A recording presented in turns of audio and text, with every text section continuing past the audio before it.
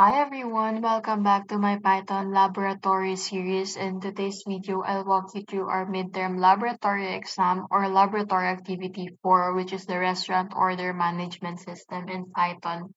Dito makita natin how we can manage menu, add or remove items, search for dishes, handle orders, and of course compute totals using lists, loops, and condition. So with that, let's now explore our code and discuss each of the functions that we use.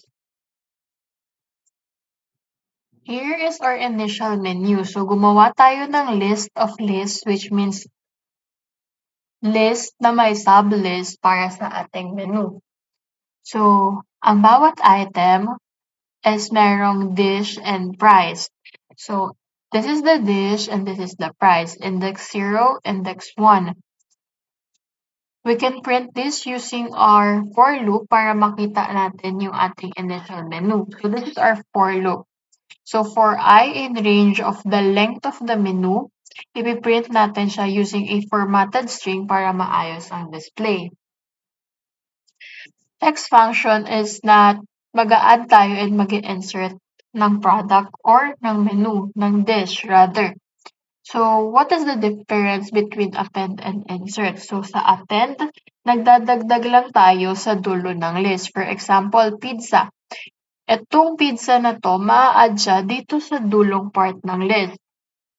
While insert naman, naglalagay tayo ng specific position. So, for this, ilalagay natin siya sa index 1.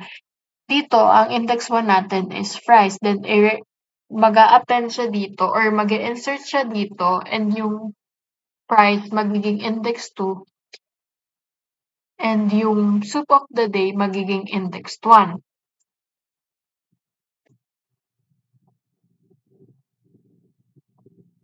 Then, sa part naman na 'to is nanghihingi ng input from user para makapag-add ng bagong dish. So, dito, gumagamit tayo ng append. Therefore, as we discussed earlier, append mag-a-add lang siya doon sa pinakadulong part ng list or sa dulo ng list. Then, dito ipiprint lang natin yung updated menu after adding and inserting. Next is removing items naman. So, may dalawa tayong way how to remove items. We can either use remove or pop. So, ano yung pinagkaiba nila? So, sa remove, aalisin yung specific dish lang. In this case, i-remove lang natin yung fries.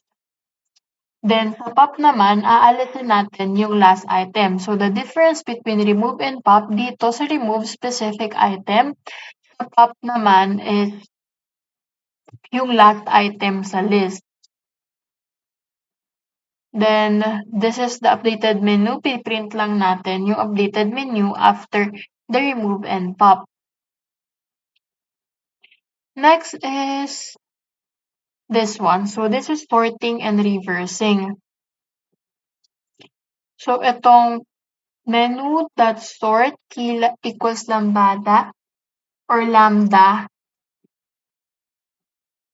Ito yung ginagamit natin to arrange the dishes based doon sa kanilang price. So, that's why naka-index 1 to. Kasi index 1 yung position ng price.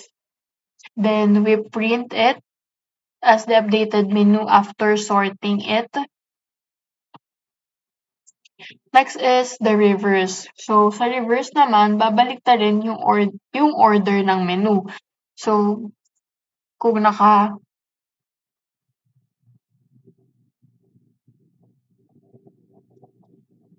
naka-order siya this way, magiging baliktad siya. So, i-reverse niya yun.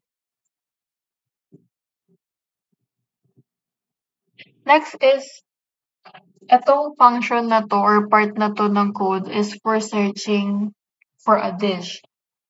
Dito, gumagamit tayo ng for loop para i-check kung nasaang menu or kung nandoon ba sa menu yung dish. If mahahanap dito, if nahanap niya raw doon sa menu yung specific dish, ipiprint niya yung kanyang index yung index kung saan niya nakita yun, and of course yung price as well. Then kung hindi niya naman nakita, if not found, ipi-print niya naman 'tong item not found sa console natin.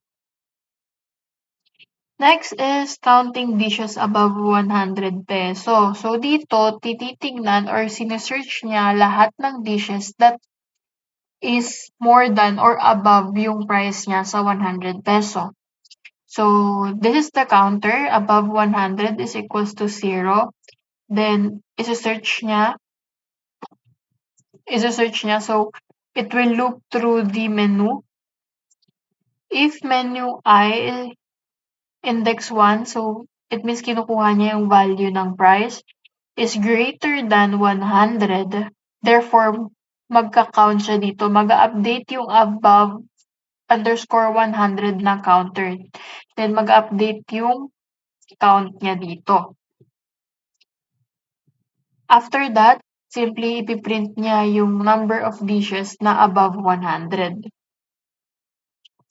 Dito naman, nag-add tayo ng panibagong list. This is for desserts. Dito, matututunan or makikita natin kung paano ginamit yung extend na function. So, sa extend na function, nagdadagdag tayo ng multiple items na menu. So, kung sa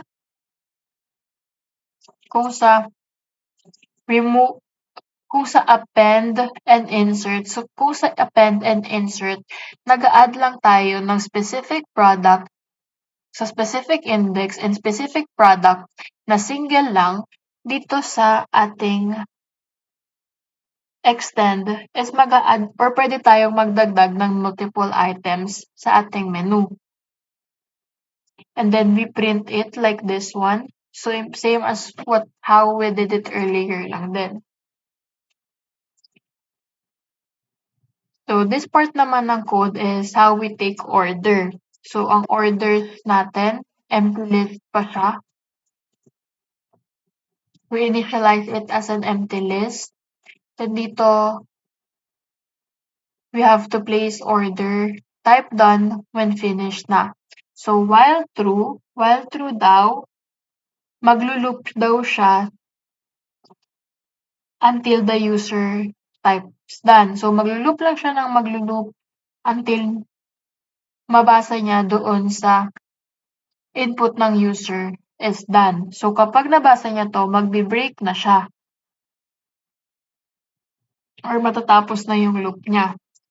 So sa part na 'to, chine-check niya kung available sa menu, and if it is available sa menu, if nakita niyang available siya dito, then ipi-print niya itong added to cart and i-a-append niya yung item doon sa orders mo. So malalagyan ng laman 'tong order list mo.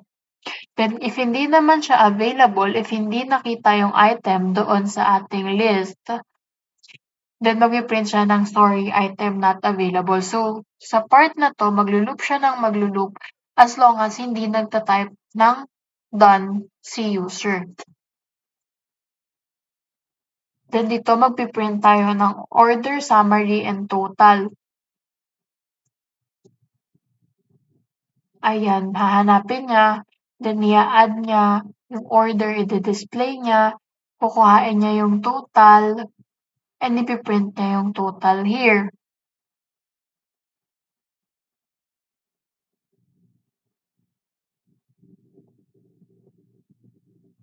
Next naman is next naman is for copying and clearing. So dito, gumagamit tayo ng function na copy and clear. So sa copy, gumagawa ng backup ng menu. So ka-copy mo lang yung entire menu. Sa clear naman is nag-e-empty or ini-empty natin yung original menu or dini-delete yung entire menu, yung entire na laman ng list. Useful tong functions na 'to for data management and testing. So as you can see here, we use menu copy is equals to menu.copy. So eto, lalamanan ng menu.copy yung copy nung original menu. Then dito naman ki-clear natin yung laman ng menu. So, copying and clearing. So, this is the original menu.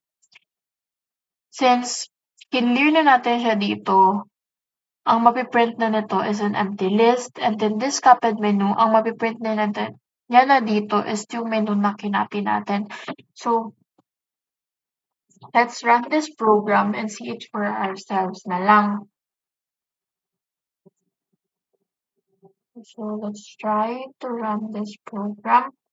So, ayan, nag-print ang initial menu natin. So, ito yung laman nung ating list earlier, this one, and din-display lang natin siya